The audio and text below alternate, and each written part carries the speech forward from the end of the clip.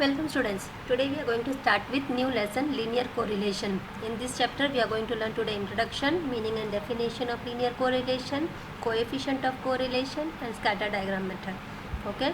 First we will start with the introduction. See, in 11th standard we have learnt about the measures of central tendency, that is mean, median and mode. Also skewness we have learnt in the chapter. We have learnt about the dispersion. Now here today we are going to learn about the two variables. So first, if you are talking about one variable, then it is called as univariate distribution. This may be asked in the form of 1 mark question. So for your information I am mentioning it here. सी, अगर कोई student का एक subject का marks के बारे में बताया है, जैसे उसका पहले टेस्ट में इतना मार्क्स था, फिर दूसरे टेस्ट में इतना, तीसरे टेस्ट में इतना, तो हम एक ही वेरिएबल के बारे में बात कर रहे हैं, जिससे मार्क्स के बारे में बात कर रहे हैं, इसीलिए इसको कहते हैं यूनिवेरिएंट। उसी तरह से अगर हम income of a person, monthly income of a person के बारे में बात कर रहे हैं, तो वो पर्सन का इनकम 1 जनवरी में इतना है, फरवरी में इतना है, मार्च में इतना है, फिर नेक्स्ट उसका इंक्रीमेंट हो जाता है सपोज अप्रैल में, तो उसके बाद उसका इनकम कितना है। तो ये जो है इसके बारे में पढ़ना, मतलब हम एक ही वेरिएबल के बारे में पढ़ना, उसको कहते हैं यूनिवेरिएट डिस्ट्रीब्यूशन। इसी तरह से सेकंड टॉपिक आ गया बाईवेरिएट डिस्ट्रीब्यूशन। इसमें हम दो वेरिएबल के बारे में पढ़ते हैं। जैसे अगर इनकम, पर्सन का इनकम सेम है, जैसे हमने ऊपर बोला, बट उसका खर्चे, दैट इज़ एक्सपेंडिचर, उसका ज़्यादा है तो उसका सेविंग्स कम हो जाएगा, और अगर एक्सपेंडिचर उसका कम है, वो खर्च कम करता है, तो उसका सेविंग्स बढ़ जाएगा।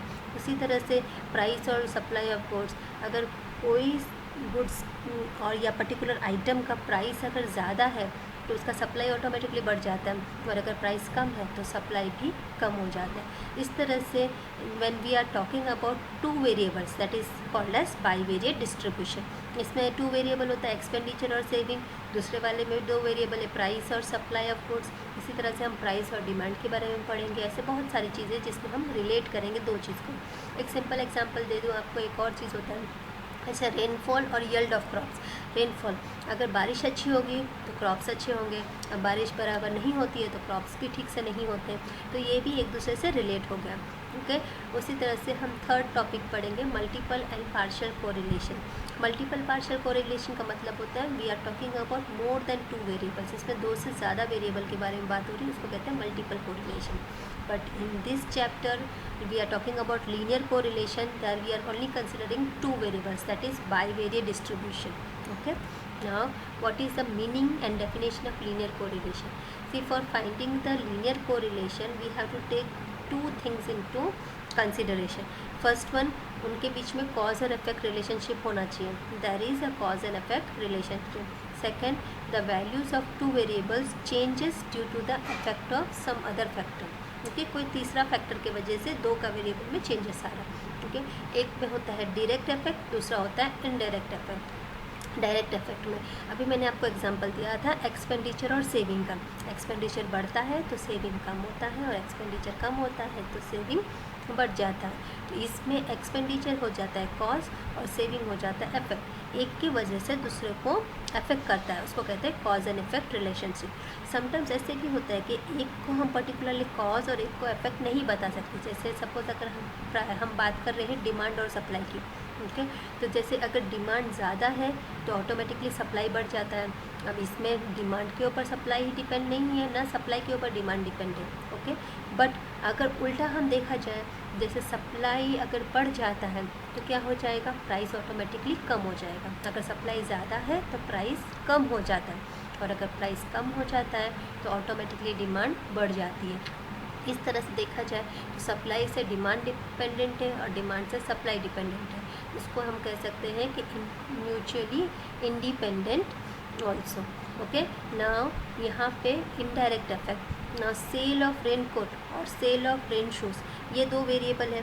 अगर रेनकोट का सेल का इफेक्ट के वजह से रेन शूज़ का बढ़ता नहीं है, ना रेन शूज़ के इफेक्ट की वजह से रेनकोट का सेल बढ़ता है। ये दोनों इंक्रीज़ होता है बिकॉज ऑफ मानसून। ना मानसून इसमें वेरिएबल है भी नहीं, so there is no direct relationship between monsoon and the sales of raincoat and rain shoes. So near the third variable जिसकी वजह से ये दोनों का सेल इफेक्ट हो रहा है वो है मानसून। सो इसको कहते हैं इनडायरेक्ट रिलेशनशिप। ओके। तो फर्स्ट वन है द डायरेक्ट रिलेशनशिप, वेर एक दूसरे के असर से डायरेक्टली हो जाता है, जिसमें हम एक को कॉज बोलते हैं और एक को इफेक्ट बोलते हैं। कभी कभी म्यूचुअली इंडिपेंडेंट नहीं होते हैं तो हम उसको डायरेक्टली कह सकते हैं कि एक कॉज है और एक इफेक्ट है। बट इनडायरेक्ट इफेक्ट में किसी और वेरिएबल की वजह से दो वेरिएबल में फ़र्क आ रहा है, चेंजेस आ रहा है, इसको कहते हैं indirect effect of correlation. Now we will learn the definition. See there are simultaneous changes in the values of two variables. अगर कंटिन्यूस चेंजेस आ रहा है दो वेरिएबल में ड्यू टू डायरेक्ट और indirect cause and effect, then it is said that there is a correlation between two variables. इसमें दोनों consider कर दिया है, अगर डायरेक्ट भी होगा या इनडायरेक्ट होगा बट चेंजेस आ रहा है तो उसको कहते हैं कोरिलेशन। ओके।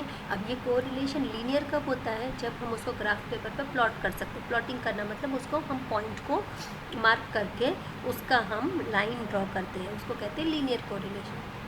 जैसे मैथमेटिक्स है, फिजिक्स है, ये नेचुरल साइंस होता है, इसमें एग्जैक्ट लीनियर कोरिलेशन दिखाई देता है। जैसे फॉर एग्जांपल अगर हम बोल रहे हैं कि वो 2 किलोमीटर नहीं 2 घंटे में वो 100 किलोमीटर जा रहा है। ओके।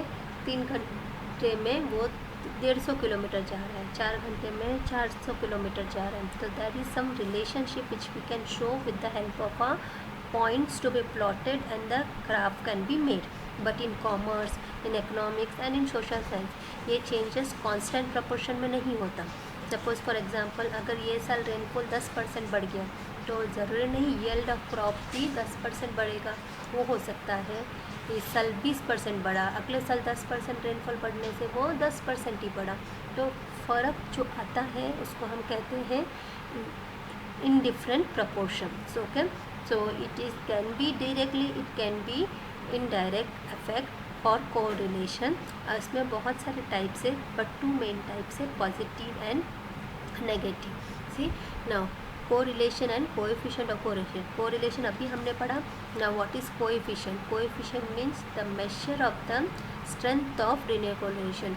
स्ट्रेंथ मतलब कितने ज़्यादा असर वो कोरिलेशन को दे रहा है एक वेरिएबल की वजह से दूसरे वेरिएबल पे, उसको हम मेशर करेंगे और वो मेशर को हम डिनोट करेंगे वेरिएबल आर से। अगर वो न्यूमेरिकली मेशर हम दिखा रहे हैं नंबर के साथ में तो हमें पता चलेगा कि उसका असर कितना ज़्यादा है या कितना कम है। This measure was first suggested by Karl Pearson. Karl Pearson economist है जिसने ये मेशर बताया। Okay, now we are going to learn about the different methods of studying correlation. In this lesson we are going to learn 3 methods. One is scatter diagram method, second is Karl Pearson product moment method, and third is Pearson rank correlation method. ओके। Karl Pearson और Spearman rank correlation ये मैं आपको कल से शुरू करूँगी because ये सम्स वाले सम हैं। और स्कैटर डायग्राम में ये जो है ग्राफिकल मेथड है, तो ग्राफिकल मेथड में आपको प्रेजेंटेशन की तरह दिखा रही हूँ पीपीटी में। और इसका जो एक्सरसाइज वाला क्वेश्चन है वो हम क्लास में साथ में करेंगे। Okay. Next, what is the scatter diagram method? ये एकदम सिंपल मेथड है जिससे हम डायग्रामेटिकली प्रेजेंट कर सकते हैं हमारे वेरिएबल्स को और उसके बारे में जान सकते हैं, जैसे उसका नेचर जान सकते हैं। That is a simple method of diagrammatic representation. Okay. दूसरा, हम ग्राफ प्लॉट करेंगे, उसका करस्पॉन्डिंग पेयर्स निकालेंगे एक्स एक्सिस और वाई एक्सिस में। एक्स में कौन सा पॉइंट है, वाई का कौन सा पॉइंट है, ऐसे हम एक से ज़्यादा पॉइंट्स लेते हैं। It can be n times and is called as scatter diagram. Okay, so what is scatter diagram? It is a graph which shows the plotted points corresponding to the pairs and this pattern of points वो जिस pattern में बनता है उसका उससे nature और उसका type बनता है। Okay. Next, there are 5 types and this first type is perfect positive correlation.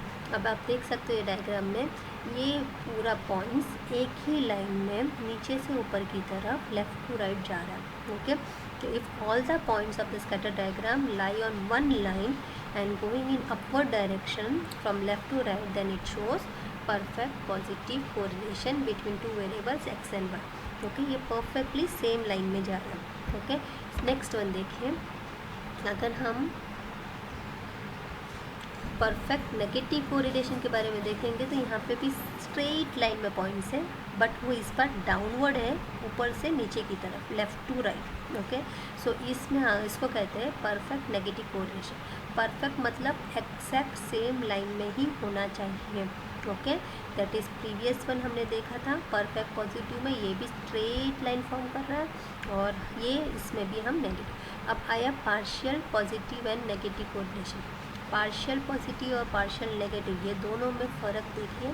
We है पार्शियल पॉजिटिव में हमारे पॉइंट्स नीचे से ऊपर की तरफ जा रहे हैं, बट वो थोड़ा बहुत स्कैटर हो गए यहाँ वहाँ, बट फिर भी नियर है, लाइन के नियर है। जैसे स्ट्रेट लाइन नहीं है, बट थोड़ा थोड़ा लाइन के नज़दीक है। उसी तरह से जो नेगेटिव वाला भी है, तो ये पॉइंट्स एकदम स्ट्रेट लाइन में नहीं है, ऊपर नीचे है, but it is nearer to the line. Okay, so here all the points are not on one line but lie around a line, then it indicates partial correlation. Okay, अगर आसपास वो line के नियर हो तो उसको partial कहते हैं। जैसे फर्स्ट केस में going upward left to right है, shows partial positive correlation, and in second case it is going downward from left to right is called as partial negative correlation between two variables. Okay, तो partial का मतलब exact straight line नहीं होगा, उसके आसपास होगा, but वो line form करेगा। Okay, next is lack of linear correlation. See if the points are scattered like this, ये सारे पॉइंट्स एक जगह पे स्कैटर हो गए हैं रैंडमली और कोई स्पेसिफिक लाइन नहीं फॉर्म हो रहा है, then it indicates lack of linear relation. There is no linear relation. Linear relation का मतलब होता है स्ट्रेट लाइन होना चाहिए, जो यहाँ पे नहीं है। Now we will learn about the merits and demerits of scatter diagram. See the first one, what are the merits. ये बहुत सिंपल मेथड है इसका नेचर जानने के लिए। जैसे हमने फिगर देख के ही पहचान लिया कब पॉजिटिव है, कब नेगेटिव है, कब पार्शियल है, कब भी परफेक्ट है। ओके, सो यहाँ पे लेस मैथमेटिकल नॉलेज की ज़रूरत है। We don't want more knowledge about maths, just हमें पॉइंट प्लॉट करना आना चाहिए।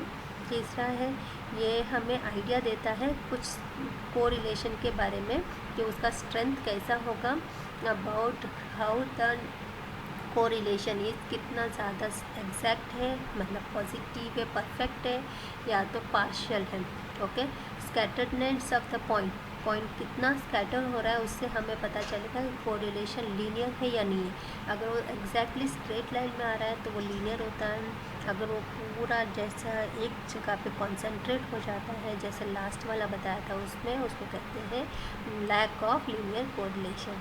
और इसमें जजमेंट करने में हमें डिफ़िकल्टी नहीं होती है, फिगर देख के ही हम बता सकते हैं कि ये पॉजिटिव है या नेगेटिव है, दूसरा परफेक्ट है या पार्शियल है या लैग कर रहा है लीनियर कोरिलेशन। डीमेरिट्स इसमें एक ही है, इसलिए 1 मार्क के क्वेश्चन में पूछा जाता है what is the demerit of scatter diagram, that is it does not give the exact degree of relationship. हमें ये तो पता चल गया कि पॉजिटिव है या नेगेटिव, परफेक्ट है या पार्शियल है, बट उसका मेजर नहीं मालूम पड़ता है कि उसका एग्जैक्ट नंबर कितना होता है, तो वो हमें नहीं पता चलता है डायग्रामिक मैथमेटिक्स में, बट हमें उसका नियर बाई रिलेशन समझ में आ जाता है।